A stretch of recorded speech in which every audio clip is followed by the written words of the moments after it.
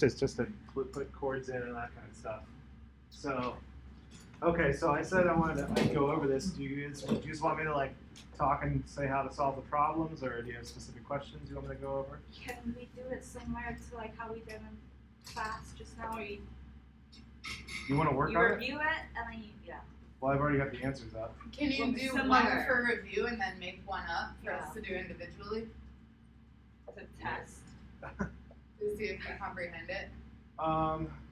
Maybe for a subsequent one, because I think everyone here wants to, and also the people online want to see the answers. How to get recorded? Yeah. Is that okay? No, it's fine. I just like to. Where's the camera? Head. It's on my computer. It's just it's just audio. Oh, it doesn't actually show us. No. Yeah, it has your voice and it has what's on the screen. Cool. So I can go back and hear myself? If you want. I hate that. I don't like that. It's hideous. Okay. Let's go. All right. So, what are you guys after? You guys after just how to do the solutions, or? Yeah. Okay. All right. So, according to the following balance equation, how many moles of nitric acid are formed from 3.75 moles of nitrogen dioxide if there's plenty of water? So, this one here, you use the balance equation. So, and it's a limiting reagent problem, and you have 3.75 moles of nitrogen monoxide, plenty of water. That means that the NO2 is the limiting reagent. And then you go by the chemical equation that there's 3 moles NO2 to 2 moles nitric acid. And then you just put that on there like that, the 3.75 moles of NO2 times that, and you get the 2.5 moles of that, right? So 3.75 divided by 3 is 1.25 times 2 is 2.5. Is that good enough explanation for you guys, or do you want more explanations, less?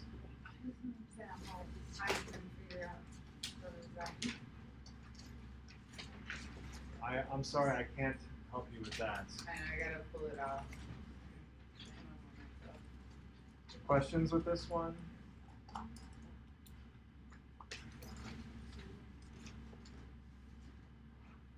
Okay, airbags inflate when azide decomposes. So that way, how many moles of nitrogen are produced from the decomposition of 3.11 moles of sodium azide? So start off with dimensional analysis, start off with 3.11 moles sodium azide here, and then you look at the 3 moles of nitrogen to 2 moles sodium azide there to get the ratio. And that gives you, so 3.11 divided by 2 times 3, so 9.33 divided by 2. Yeah, that'd be 4.5 plus 1.1. So yeah, it's E.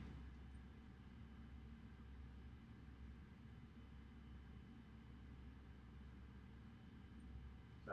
Can you skip the whole going from moles to grams thing and just do the ratio? Yeah. Yeah. As long as the units work out.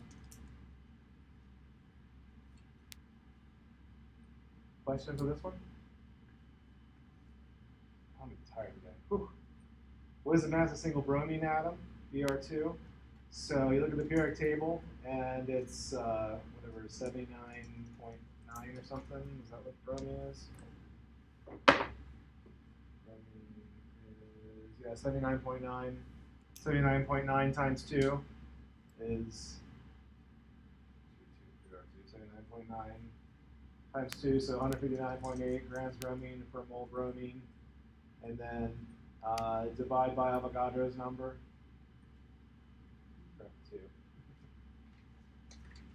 So 159.8 divided by Avogadro's number gives you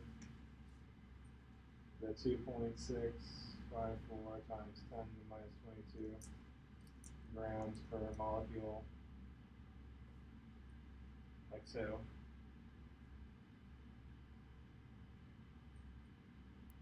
And if you look at the periodic table, it'll say Br 79.9.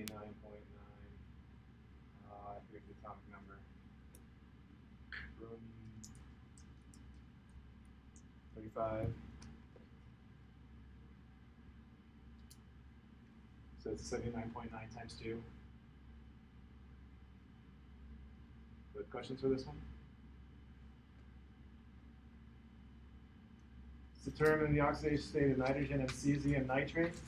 So if you have the rules, the cesium tends to be +1, it's an alkali. Oxygen tends to be -2. And also you have the 0 is equal to cesium's oxidation state plus oxygen plus nitrogen plus 2 times oxygen. And this should be 2 times -2. I don't know what I was thinking there. 2 times -2. So +1 plus nitrogen plus 2 times -2. So 2 times -2 is -4 plus 1 is, then you get nitrogen -3. So that means nitrogen is equal to 3. So are you following that one? You're using their charge, and so the 2 is how many oxygens there are, and then you're multiplying it by its charge. Yes. And then there's 1 nitrogen, and then there's 1 cesium, and the cesium is positive 1, and you're left with n minus 3, and then you do Yep. just add 3. Yep. Correct. Don't you have the heat? That would, yeah, I know it exists. I emailed it everybody. It's emailed, but I don't think you passed that. I did not. It's in there. Yeah. So it's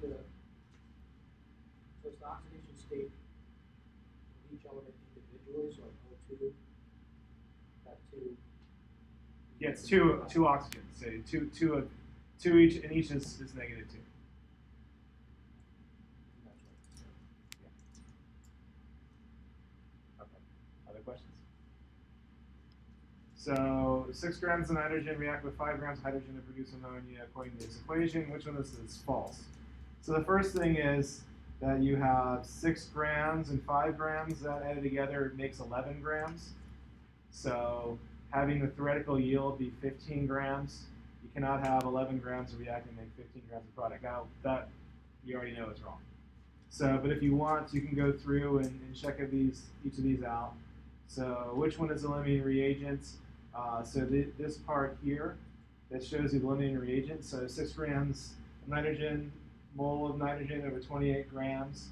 That's just 14 times 2.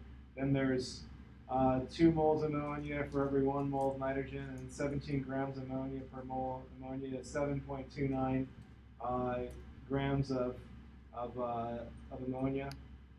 And then do the same thing for hydrogen. You get 28.3 grams. So you pick the lower one. So nitrogen is the limiting reagent. That is correct. And hydrogen is the excess reagent. That's correct as well. And then the 3.7 grams of hydrogen left over. So what I did here is I already determined that nitrogen was the limiting reagent there. So now I started with 5 grams of hydrogen, which is right there to right there, and then subtracting then this portion right here, right? So you have 6 grams nitrogen, then mole of nitrogen, then the ratio. Then I changed the ratio to be between nitrogen and hydrogen. So 3 moles hydrogen to mole nitrogen, and then 2 grams hydrogen per mole hydrogen, and then that does equal 3.7. So that's the answer there. So this I is showing that this is true. Honestly, you can just take 6 plus 5 is 11 and compare that to 15 grams of product, and you can say, oh, which one is false? That one is clearly false. But I'm just showing you the rest are actually true. And the other thing is saying nitrogen is the limiting reagent and hydrogen is the excess reagent. Those are saying the same thing. So you know it can't be B or C, because one has to be false. So that's another logic point there. Questions with this one though? Is that adequately explained to your liking? And then if hydrogen is the excess, there's going to be hydrogen left over. Yeah. And you can calculate it out as 3.7. I skipped that. I just calculated the Yeah, okay. There you go. That is a perfectly valid way to do it. But I'm giving a dollar answer to a nickel question. I'm explaining everything.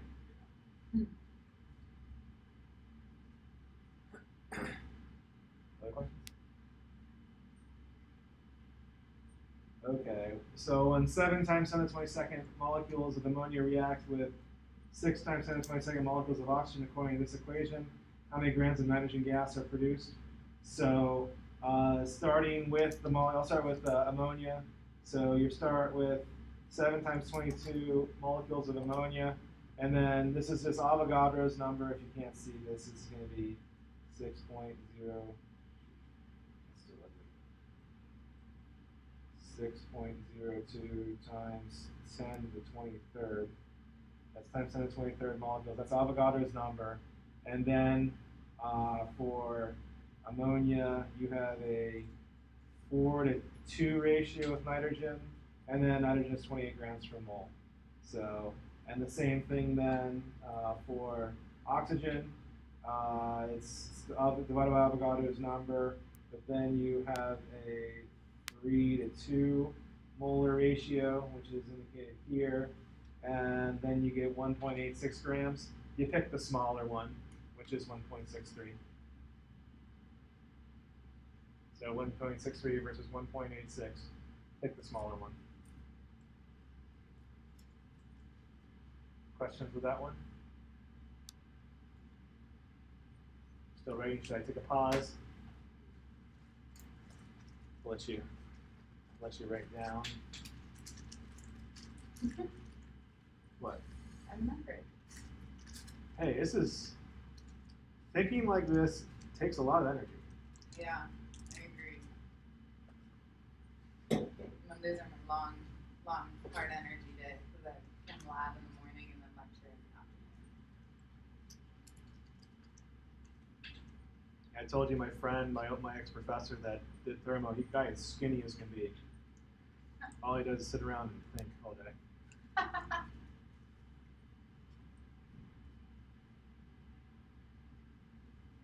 Like when people ask me how because I gained like 30 pounds while I was in China and I'm eating rice every single day. And then I lost it all. And everyone's like, you're so skinny, what are you doing? And I'd be like, I sit around and think all day long. It's true. And then I get to validate it with it's true.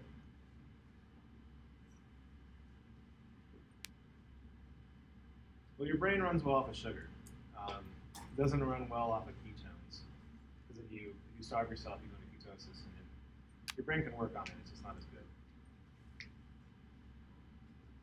So, you guys are I still have a ready. lot of sugar in my coffee. So the keto diet isn't good for the brain. Well, it's not good for thinking.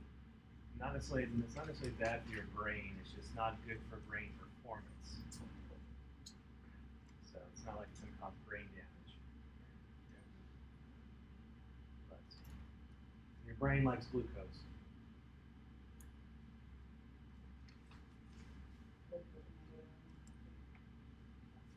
So you guys, you done? Right? Okay. I know it was a free one, but I'm going to go ahead and solve it. According to the following balanced equation, how many moles of potassium hydroxide are required to exactly react with 3.22 moles of oxygen? There is a 2 to 4 molar ratio, so you have to double it. So for 3.22 moles of water, it is a 2. Well, maybe 4 to 2. 4 to 2 or 2 to 1, whatever. So you take 3.22 multiplied by 2, get 6.44. Answer that. And what's that? Why was that one a free one? Because I didn't write this properly. Oh, it's the question. It was KOH, yeah. Yeah, but you can guarantee I didn't make that mistake on the retest. Do we get like a cheat sheet for the No. retest? No, same everything. Especially now that I'm giving you like Yeah. half the frickin' answers. Is it gonna be like pretty identical to this? Numbers change. But same layout? Yeah. Okay. So number 7 would be like same. It's like asking the same. Yeah, it might ask for grams of oxygen, but it'll be like the same equation and like You just multiply it by 2, yeah. but you multiply by 2, but because there's a 2-to-1 molar ratio for those. It could ask for potassium oxide and potassium hydroxide. So, and instead of 3.22, it could be 1.17. So, the identity of whatever can change, and the numerical value may change as well. So you're keeping the same chemical equations as well. I use software, and I do it, and I just put out. I just use whatever the thing puts out. There's software to demonstrate that. Yeah. It's called TestGen. Are you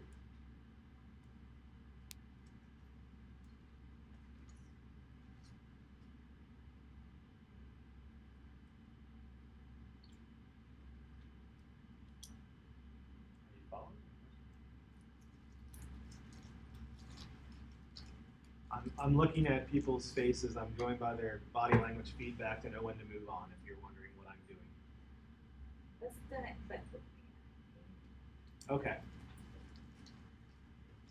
So how many moles? So we have 3.22 moles of water, and we need to. This needs to all go away. So how much do you need? And then you look at this chemical equation, and there is a 2 to 4 molar ratio. So if I want this all to react, and that means I need But what about the 4. O2 on That doesn't matter. They're just asking for KOH and H2O Yeah. in the reaction. 4 moles KOH to 2 moles H2O. So that will get rid of, so which implies then you need to have 6.44 moles KOH to react completely to get rid of that water.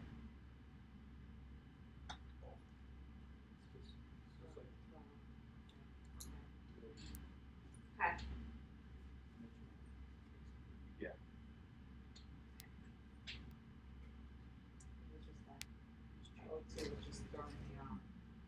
Yeah, this part of it is to sort through and see what extra information.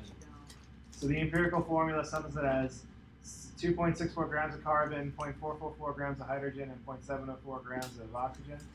So you write 2.64 grams of carbon, and then mole of carbon to 12 grams of carbon, and this is 0.22 moles of carbon, and then 0.444 grams of hydrogen times moles of hydrogen over 1 gram hydrogen.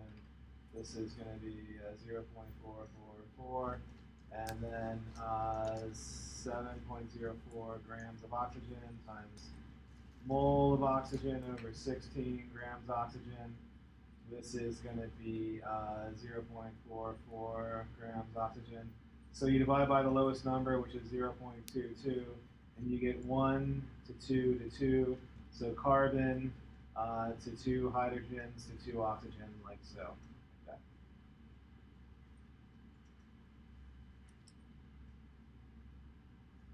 So makes sense.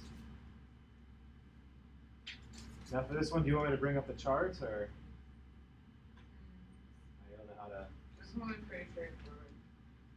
Because so in this one, What is you 8? have to look. You have to look at these. So I'll just.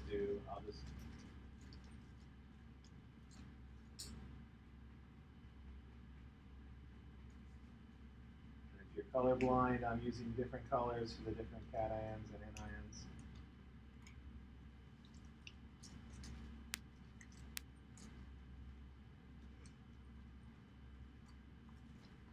So you have to ask yourself, is barium carbonate soluble or insoluble? In the first one there, carbonates tend to be insoluble with the exception of alkali and ammonia.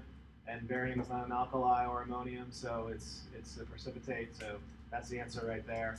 But you look at the yellow then, sodium nitrate. All sodiums are soluble. All nitrates are soluble. I'll just do C. So you have sodium sulfide, so the blues. All sodiums are soluble, so there you go. And ammonium perchlorate. NH4, all NH4s are soluble, so that one's wrong. So for B, you have ammonia. All ammoniums are soluble, so it doesn't matter what those are. And then for D, you have potassium nitrate. All potassium, all nitrates are soluble. Then you have copper sulfate. And all sulfates are soluble with the exception of alkaline earths. And copper is not an alkaline earth, therefore it's soluble. So the only one is A. Forms barium, specifically barium carbonate, precipitate. Questions with that one? Okay, balance the chemical equation, determine the moles of iodine react with 10 grams of aluminum. So you have 2 aluminums here, so you need 2 aluminums there. You have 6 iodines there, so you need 3 times 2 for 6 there. That's how you balance the chemical equation. 2 aluminums to 3 iodines to 1 Al2I6 aluminum iodide. So, and then you have 10 grams of aluminum, and then mole per 27 grams aluminum. That's from the periodic table. And then you have a 3 to 2 ratio here. So 3 moles I2 to every 2 moles AL. I have a question. Yes. Why I didn't know that you could do ratios on the reactant side, isn't it usually like for me what I had was 3 moles iodine to 1 mole Al2I6. Yeah, that works. It works because I got the answer wrong. So I Oh, don't but think I it does mean, work. but you have to look at what the question is asking for. It's Okay. asking for the number of moles of iodine that react with this much aluminum. So Yeah, yes, these are that's what I both on the guessed. reactant side, but it's, I mean, it's everything is interchangeable. So think of it as like a recipe. So cup of flour plus an egg plus a cup of milk makes 10 pancakes. So hang on it, right? So if I ask, if I have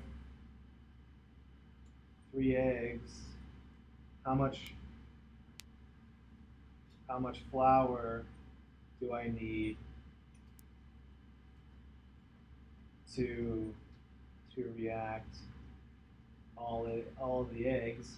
So if I have 3 eggs, how much flour do I need to react all the eggs? The answer is 3 cups, right?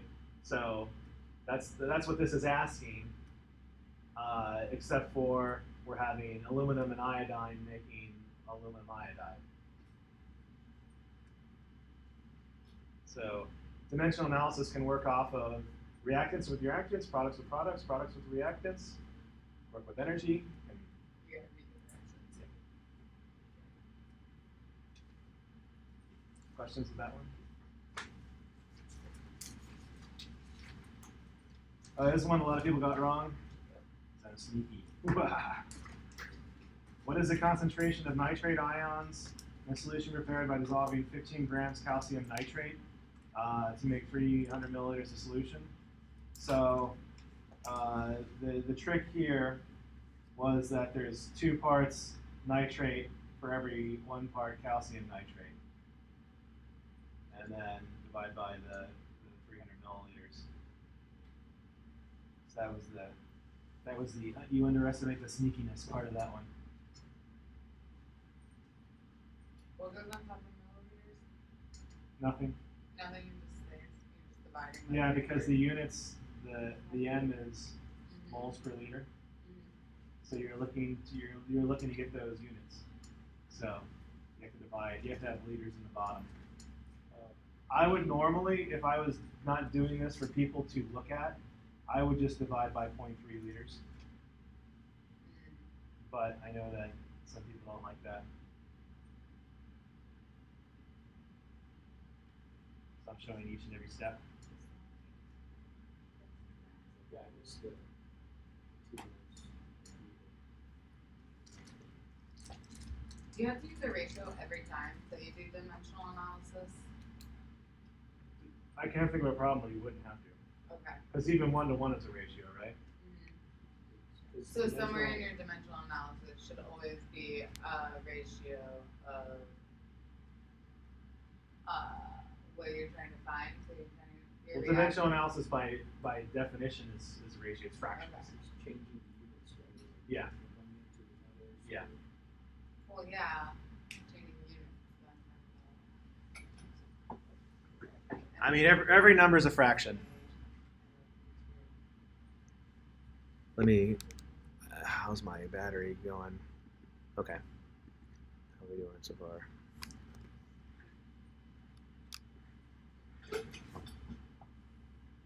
Just say every rational number is a fraction.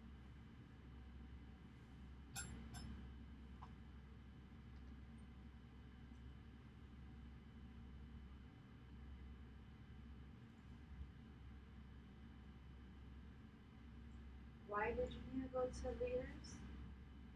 Where did it ask? Because moles, Because yeah. m is moles per liter. Polarity.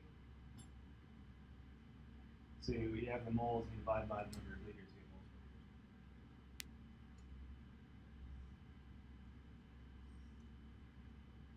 liter. Okay. Go with it. Are you guys following quietly? Okay. What's the mass of half a mole of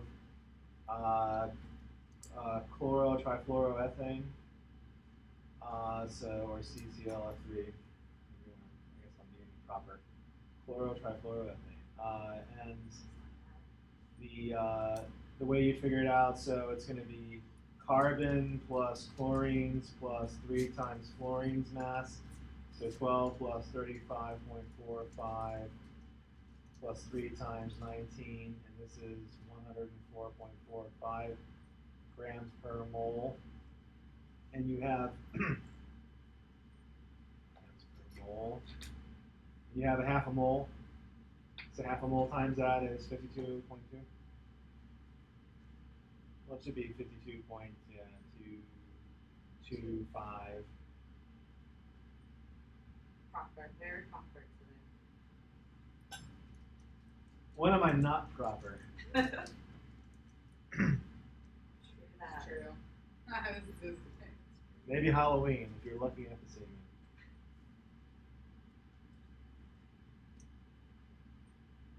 When I'm here in school, while class is in session, I am proper.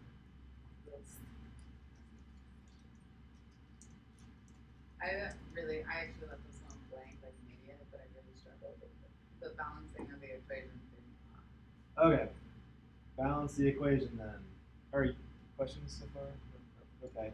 So Yeah, for some reason I had a hard time balancing. Yeah, I had a really hard time Every time I balancing. thought I got it, then I went to double check and it just was off. nitrogen, one nitrogen here, nitrogen here. So this ratio between ammonia and NO is set as 1-to-1. And now we have, so for hydrogens, there's hydrogens here and there's hydrogens here. And there's a 3-to-2 ratio there, so it has to be whole numbers. So if you multiply this number by 2, so if you have 2 NH3 plus O2, and you've already determined this is going to be 2 NO, and then you'll have 3 H2O. So there is that. Now you got to balance the oxygens, and there is 2 oxygens here, and there's 2 oxygens here, and there's 3 oxygens here, so 5 oxygens. So you need 5 halves O2 there, but you can't have a fraction, so you multiply everything by 2 to get the 4 to 5 to 4 to 6. And don't forget, once you lock in the ratio, so you lock in the ratio that nitrogen and nitrogen monoxide, the ammonia to NO is a 1-to-1 ratio. This is going to be a 2-to-3 ratio there, and then you look to balance the oxygens. And since when you make this one a 2-to-3 ratio, you have to also make sure that you double that one as you go. You don't want to post this online. Are there like I tricks, just like to have it on my specific things to look for when you balance these equations? Because I kind of just wing it every time. You look to see the species. You go for the easiest ones first. Mm-hmm. You look to the species that have or the elements that are only on one on both sides of the equation. So nitrogen is only found on ammonia for the left, and nitrogen is only found on nitrogen monoxide on the right. Hydrogen is only found in ammonia on the left, and hydrogen is only found in water on the right. So balance those first because oxygen is found on 3 different species. So that's a hard one to pick. You can't really have a set ratio for oxygen. So you have to lock the other ones in the ratios first. And it goes by degrees of freedom. So you have to have, so for oxygen, having it on three compounds, you have to have 3 ratios set to be able to do that. Or you have to have the ability to set 3 ratios. And you set the ratio between ammonia and nitrogen monoxide, that's 1. Ammonia between water, that's 2. And now you can set it exactly for oxygen. So you need to have you have to have 3 total for those 3 species. That's called a degree of freedom mathematically. So, other questions? Yeah. So on the test, when I balanced it, I kind of doubled it, so the ratio is like 8, 10 to 8, 12. Would you still consider that correct? Or Yeah, I would. Did I miss Oh. it? Did I mark you off? Oh, no, I didn't. What's that? I got it right. Oh, you did? Okay, It's yeah. just that like I doubled it and was wondering if it's wrong or right. It's not to the, I mean, it's the best balance equation, but if you got the right answer, and it's the proper ratio. I mean, 2 to 4 is the same as 1 to 2, mathematically speaking.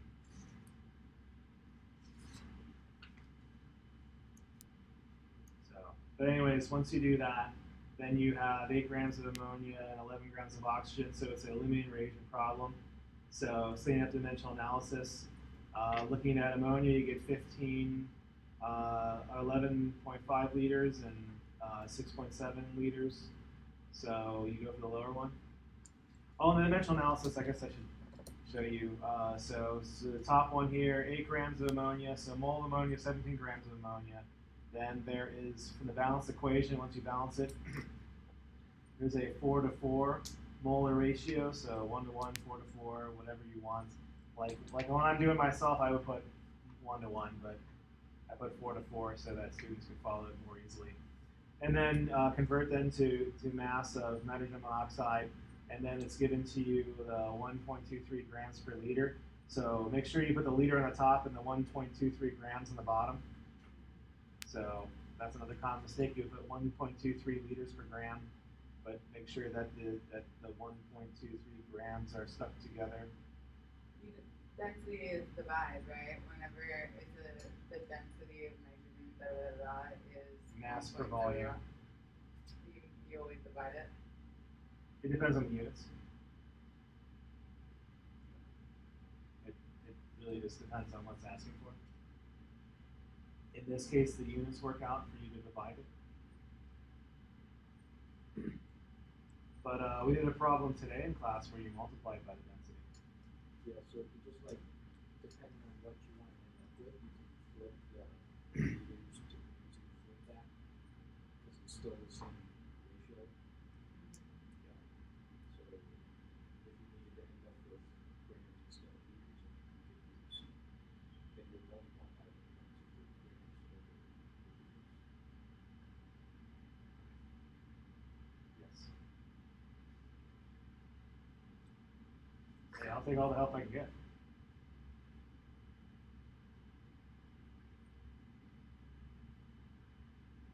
You went from grams of mole.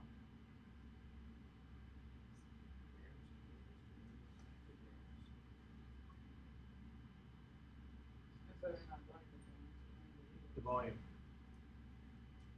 You're looking for the nitrogen oxide volume.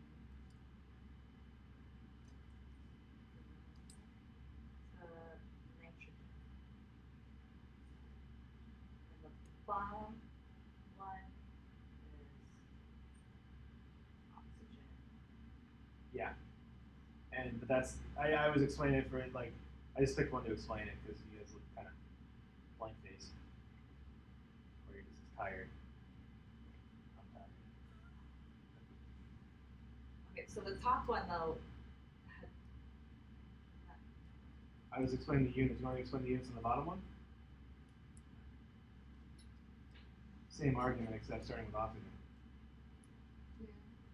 Question? The 1.23 grams is 1.23 of grams of water. Grams. It's going to be so density of nitrogen monoxide. It's 1.23 grams NO per liter. Right. It gives you that. But when you go over here, you notice that on that dimension there, it's 30 grams nitrogen monoxide. So you have to divide by it. You have to invert the density. Yeah. Okay. Well, no, you still need to find out. Yeah, what's in but the- you're finding the Okay.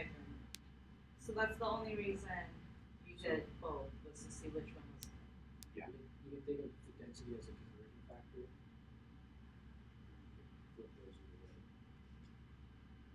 Yeah. So like 24 hours in a day, it can be 24 hours over 1 day or 1 day over 24 hours. I have to tinker with that in 75. It's definitely like kind of a weird concept to teach to people. If they don't intuitively grasp it. Or you can have them come to my chemistry class. Hoo-ah! You want this? Take chemistry. You'll know it so well. Is this also called factor label? That's what we call it. Factor label? Yeah. I've never heard of that before. We'll call it this way. People make up rules all the time. Like I went to sometimes I like to go to high schools and talk to the teachers and observe their classes so I can better be prepared for when the students come to me. And one of the students said, well, have you heard of the C4N3O2H1 rule? I'm like, no, I have no idea what you're talking about. And they're talking about Lewis structures or something like that, which we haven't got covered yet. So I mean, some teachers come up with their own terms. Maybe that's what happens. I mean, I even told you, like, oh, I do the Ferguson method here. So like, did you do the Ferguson method? Like, who the heck is Ferguson? Some of the problems I do slightly differently than the book. So you had 8 grams of ammonia. Yes. You found out how much grams of oxygen you had with that. Not oxygen. So this And this is one, and this is a separate one. So they're just 2 different ways. So starting off, this is a limiting reagent. Starting with 8 grams of ammonia, you determine that will form 11.5 liters of product. And then the oxygen, you go through the dimensional analysis, you get 6.71 liters of product. And since it's a limiting reagent, you pick the lower of the 2. This method is also for me. okay. Go then. You got that? Yes. Other questions? Okay, which elements undergoing oxidation? Oxidation is loss of electrons. Zinc goes from 0 to +2. That's the only one that's oxidized, so it's zinc. Is it because it's going from a solid to an aqueous solution too? No. No, free element is 0, and What does that mean? What do you mean? This one I got wrong. I don't really understand. okay, which part don't you understand? Do you want me to do the oxidation states for each one? I thought Yeah, how do you yeah, determine? oxidation. There's the So oxidation is just loss of electrons.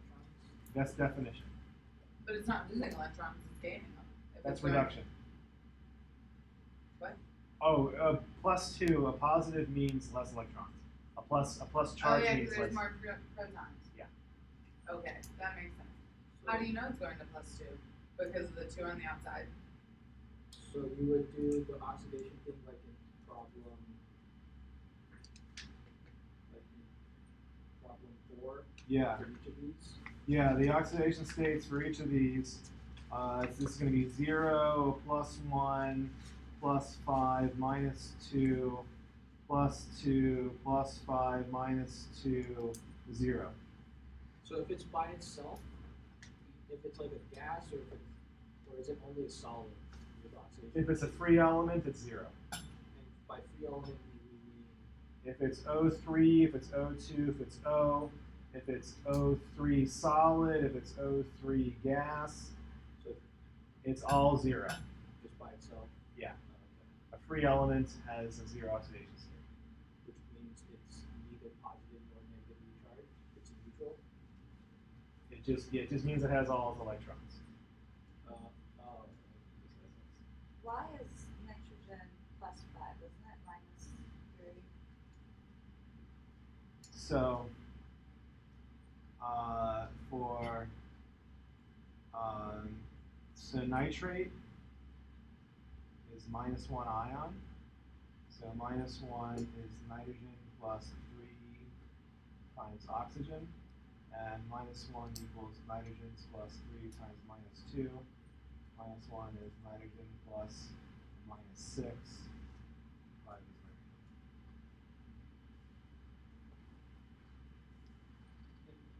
So for certain things like these oxidation states, like the NO3, is that something we just have to remember is -1? If it's -1, why is it +5 and -2 up top? The sum of all the oxidation states equals a charge. That's rule number 3. So -1 equals 5 plus 3 times -2, right? So the sum of the oxidation states equals the charge of the ion. Oh, okay, it is the 3. And then, so we got the -2 charge for oxygen from the periodic table. Here from the chart, there's This column is a +1, Right, yeah. 2, 3. And then These are noble. zeros. So, but on the periodic table, nitrogen is in the -3 column. yeah, but if you look at, do you want to just take a picture of the? I can just look at the periodic table here. It's not the periodic table. Oh. Oxygen. Chart. So it has absolutely nothing to do with the fact that zinc went with the NO3. So that was my guess. I was like, oh, zinc's changing. That's the one that must be oxidized.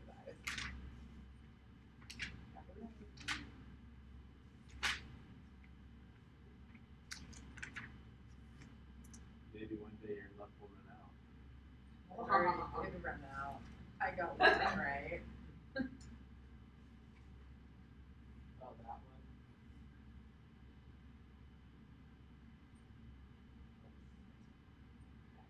one. Okay. Did we have that on our test? Yeah. Yes. So right. So you use rule number 3. I equals its charge. -1 is nitrogen plus 3 times oxygen. And the rules are hierarchical. Rule 4 doesn't apply. 5, and you go down. You get to oxygen. Tends to be -2. Then you plug that into there. Yeah, I don't remember doing this on the homework, so it was like kind of foreign to me. I didn't assign any oxidation states in the homework. I mean, I don't remember doing them, so it's probably. Okay. So I understand it's my fault. No, I'm saying all I your don't fault. remember. I don't remember doing this in the homework. It's your fault.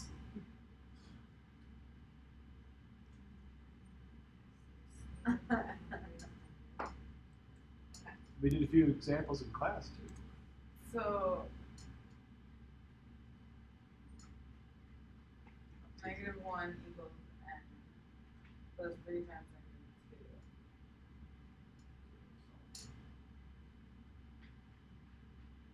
But -6.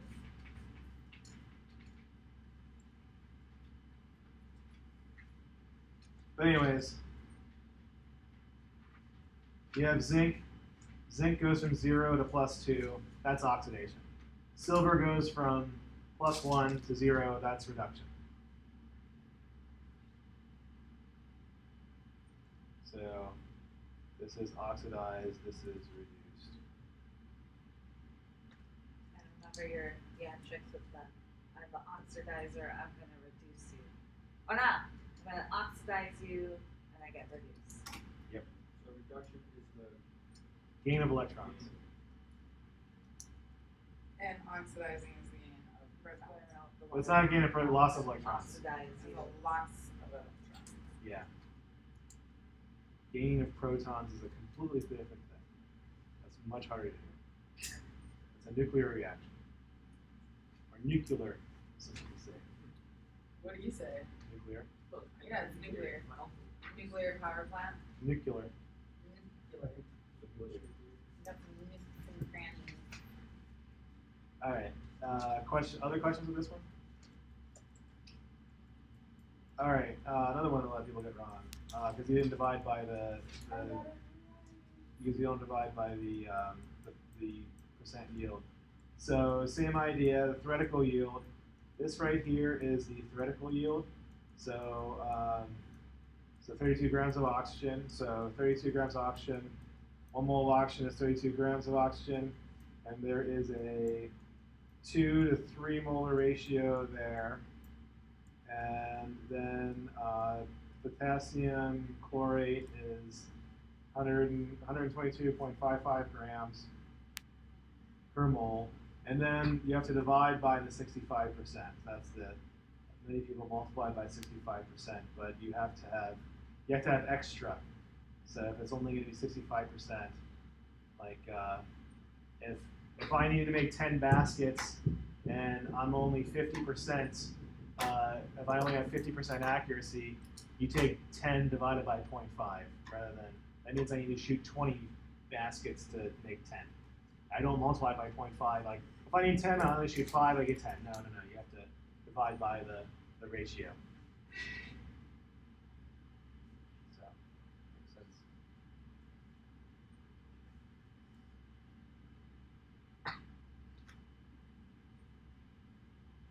You all right? Yeah. Just looking through. We went from the theoretical, and then we're gonna divide by the percent.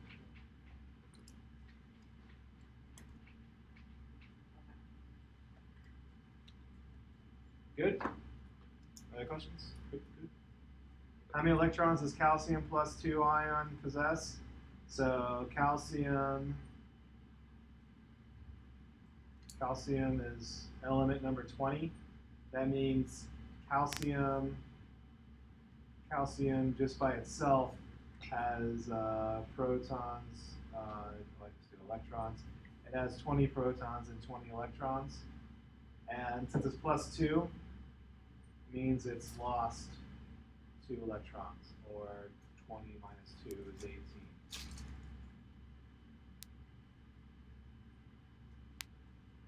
So remember, positive charge means loss of electrons.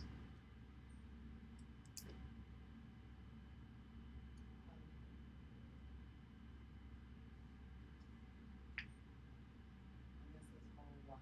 I'm sorry. I was not the fault. Because you were texting. I was indeed. A positive charge is when an atom loses electrons. Okay. So calcium has 20 electrons to start off with. If it has a plus 2 charge, it means it's lost 2 electrons, or it has 18 electrons. 20 minus 2. Where do you find this 20 at? On the periodic table? Correct. It's the top number on the periodic table. And then where? Oh, that's a different element. It's totally different element. Yeah, because carbon's the next one. Oh. Question 17 is carbon. That's why. I'm just working ahead. Positive charge means electron. Yes. Positive charge.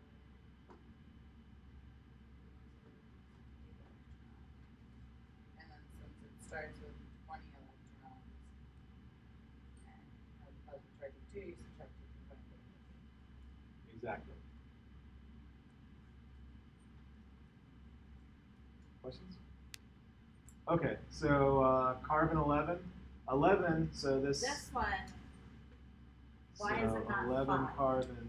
Shouldn't it This have is the been 5? protons plus the neutrons. Mhm. There are 5 neutrons and 6 protons. That is correct, but it's So asking there's for 6 the neutrons? electrons.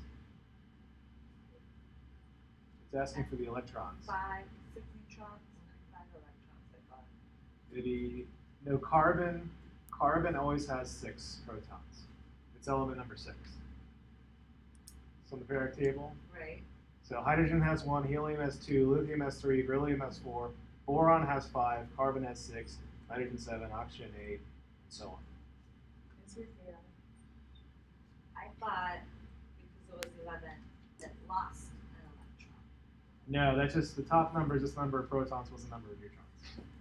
Isn't the number of neutrons the same number as protons? No. Electrons? No, sometimes yes, but not always. I guess that too. The top number is the number of protons and the number of neutrons. Protons and neutrons. Yes. The top number is the number of protons and neutrons. Yeah, well, the top left, I should say. The top right is the charge. It's not listed at 0 So the protons never change, for an element. right? Only the electrons change. Yes. But isn't why did I think that the protons and neutrons were always the same? Like if there's 6 protons, there's 6 neutrons. For the lighter elements, that's usually the case. So this was just a trick one. Yes. I just had to know that there's only 5 neutrons in carbon. Well, no. Carbon most often has 6 protons, 6 neutrons. At least 99% of the carbon has it that way. 1% of carbon is carbon 13, which has 7 neutrons. But an even smaller amount is carbon 14, which is radioactive. But for this one, it's just that the number of protons equals the number of electrons. Carbon always has 6 protons, and if it's neutral, it has 6 electrons. Okay. But it's neutral. Yeah, there's no number here. If it was 11 carbon plus, then that would be 5 electrons, or 11 carbon minus, this would be 7 electrons. But 11 carbon by itself is 6 electrons. And you find that by looking at the number of protons that's in carbon. Correct. And because it's neutral, it's not the same. So if you're going to do sulfur, which is 16, it would have 16 electrons and 16 protons. Yes. If it's neutral. If it's neutral. How do you know when it's not neutral? There's a number on it. If you see something like this, that means it has 18 electrons. A negative 2 charge, yeah. Yeah. So that would only be if it was S with a negative 2. Yeah. And if you had to take a 16 Plus 2. For electrons. Okay. Hold it. That number over there is the charge. The top So the right. top right Yeah. is the charge, which Correct. is the number of Electrons plus your number of protons. If it's a positive number, it's the number of it's going to be however many fewer electrons you have.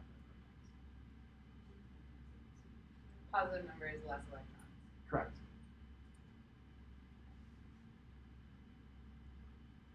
Other questions? The way you tricked us in this exam was Good. that's horrible. Shame on I was you. laughing all the way to the. Actually, I was kind of down. I like my students to do better.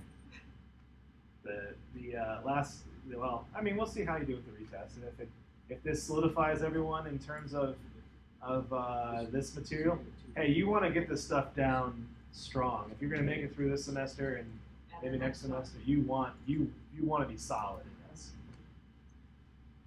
Okay. So this one here, I don't know how much I've already kind of explained one that way. The strontium sulfate is the one that is a precipitate. Do you want me to highlight the rest, or is this good enough? Oh, I got this one wrong. Which Yeah, one let's was just it? go through Was it. SR? There had to Okay. be a reason why, because they gave me what? No.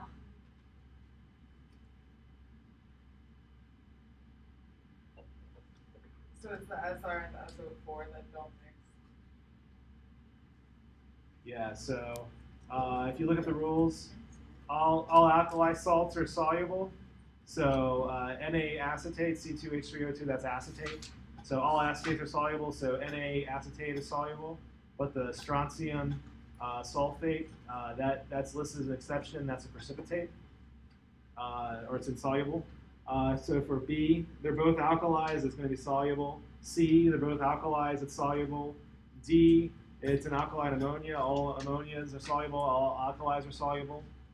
So the only one that would produce a precipitate is the strontium and the sulfate. I don't have my test on me, but I thought for this one there was like two that I had a hard time going. Okay. I narrowed it down to I don't know. Okay.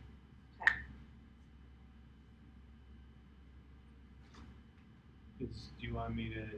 Does my explanation make sense, or do you want me to? No, we're good. Okay. Any other questions? Okay, and there was a very similar problem on a lot of people got this right. Actually, the number 20 was the same question too. Some people got that wrong. But I finally figured out what this answer was. It was that the C is the average of those three. I didn't notice that until the students work. But anyways, so number 19, dimensional analysis here. If the density of ethanol is 0.789 grams per milliliter, how many milliliters of ethanol are needed to produce 25 grams of carbon dioxide from this?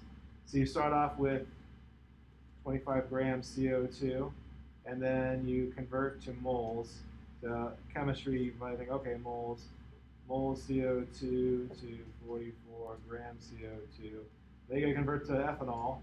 So moles ethanol over 2 moles CO2. And you get that from the equation there, the 2 to 1 molar ratio. And then ethanol, so 2 carbons, so 2 times 12 is 24, plus 6, so there's 6 hydrogens, so that's 30, plus oxygen is 16 is 46. 46 grams ethanol over mole ethanol, and then you have to have the units. So remember that the 0.789 grams is together, so you have the 0.789 grams on the bottom, and then milliliters on the top. And then you get then if you carry it on through, you get 16.6. So the good old unit conversion or dimensional analysis. Grams of CO2 to moles of CO2 to moles of ethanol to grams of ethanol to Divide by density to get volume. golden. Bless you. Control yourself. Jeez. You only get one for sneeze around me. Ask Peter, he Any sneezes questions? all day. Okay. Last one, unobtainium. No one ever seen whatever it's called? Avatar? But, Yeah. but this one Ah, here. that didn't click with me until just now. No, I'm just laughing at the name. I just It's looked at unobtainable. that like, oh, we're in chemistry. That's something. I changed it. I was being silly. No one caught it. Aww. So, all right. But you multiply this is the atomic mass is the weighted average. So it's the mass of each time its abundance. So it's just mass times abundance, and 45% is 0.45. So the fraction 45% is 0.45 multiplication fraction. So just go through and add the mass times the abundance and sum them together, and you get 22.83. Golden. Nice. And we have until November 1st. next week Thursday. Next week Friday. Friday, yeah. When the TLC closes Yeah. today. I have a question about that. Do we have to like make an appointment, or we Hey, you show up. You just walk in With our cheat sheets. and an ID. What's up with your cheat sheet? Wait, are they gonna provide the periodic table? It's already stapled to the test. Okay. Oh, cool. Can we take it multiple times? Before November You can 1st. take me next year and you can take the test multiple times that way. What? I mean, come on. I mean, this is like maybe. I mean, this is a discussion we should have. If you, it's probably more. If you're in a situation like that, I'd probably more like work on something like if you have testing anxiety. I would probably at this point in time move on to the next test, and then try and work with you on doing that. I do have testing anxiety. It was You do? bothering. Yeah, listening to people sniffle while I'm trying to take my test drives me nuts. Do you want to take it in the testing center? Is that a thing that I could do? Because I would love that. Yeah. I could really like. I Or if you want to listen to music, some students that just have such horrible test anxiety. I had one case, a student had such severe test anxiety. I actually met with a student. He took the test in Starbucks while he was listening to music. Yeah. That's how I studied. Well, my massage teacher told me that you should always take your test under the same conditions that you study. And I always listen to music. It's just classical solo piano, but Okay, well something I'm gonna. about the vibrations in my brain. Test is only 15% for 500. Tell that to Donna in this person.